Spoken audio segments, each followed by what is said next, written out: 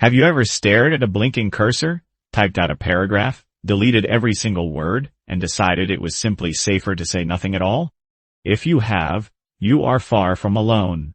We are living in an era defined by an invisible yet suffocating tension, an age of intense polarization where expressing an honest thought feels like walking across a tightrope blindfolded. But how did we actually get here? And more importantly, how did our conversations become so fragile? To understand this modern phenomenon, we have to look past the shiny interfaces of our screens and recognize an ancient human instinct at play: tribalism. Throughout history, human survival depended tightly on belonging to the tribe, where being cast out meant certain danger. Today, that primal fear has not disappeared. It has simply migrated online, manifesting as what we commonly call cancel culture.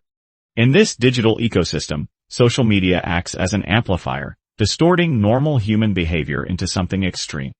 Instead of fostering genuine dialogue, our online spaces often demand moral perfection and performative compliance. People rush to share specific infographics or statements not necessarily because they deeply believe in them, but simply to keep the digital mob at bay.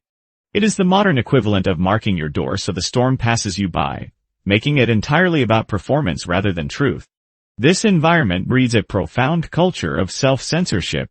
When we believe that expressing a dissenting opinion will result in immediate ostracization, character assassination, or social punishment, our natural defense mechanism is to retreat into silence. We start monitoring every word we write, whispering our real thoughts only in private rooms while putting on an untouchable mask for the public eye. Part of the reason we fall so easily into this trap is because the human brain is naturally wired for simplicity. Complexity is exhausting, and our minds vastly prefer a clean, comfortable binary. Look around society. Everything from politics and sports teams to consumer brands is structured into opposing camps. You are either on this side or that side, pro or anti, good or bad. Nuance requires heavy mental lifting, whereas binary thinking offers the illusion of certainty. We assume that life is a zero-sum game, and that there are only two extreme options available to us. However, falling into this binary mindset traps us in a false dilemma, particularly when it comes to how we communicate.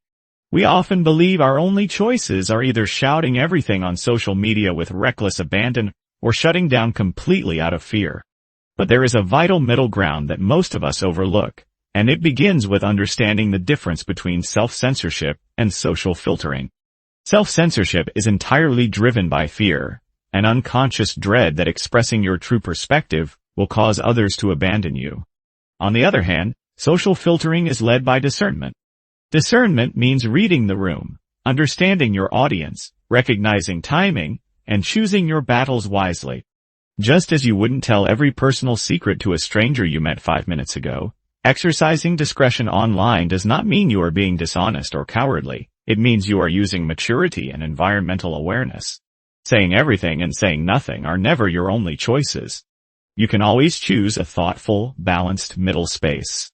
Escaping the trap of polarization requires us to embrace what can be called the third perspective. Most of us spend our lives desperately trying to reaffirm the rigid identity we have built for ourselves, surrounding ourselves only with ideas that validate our pre-existing beliefs.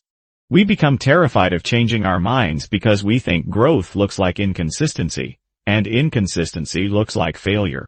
We forget that it is entirely possible to have strong convictions while remaining deeply curious and open-minded.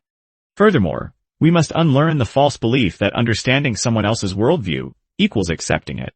In our current cultural climate, people are often afraid to show empathy or comprehension toward an opposing viewpoint because they worry that mere understanding will cause others to label them as part of the opposition. This fear forces us into rigid echo chambers, where even listening is treated as a betrayal. But true critical thinking allows us to understand a perspective completely without adopting it as our own. Ultimately, navigating this complex world requires a heavy dose of self-grace. If you cannot offer grace to your own internal contradictions, changes of heart, and human imperfections, you will never be able to extend grace to anyone else. We tend to scan the world for malicious intent, because we are constantly surveilling and judging ourselves with brutal harshness. We must remember that courage and authentic expression are not fixed destinations you finally arrive at. They are daily practices. Every single micro-interaction is an opportunity to choose curiosity over fear, nuance over binary extremes, and genuine connection over performative perfection. By letting go of the need for absolute certainty and embracing the rich gray areas of human experience, we can finally begin to heal the divisions around us and within us. Like and subscribe for more cognitive insights. Have a nice day!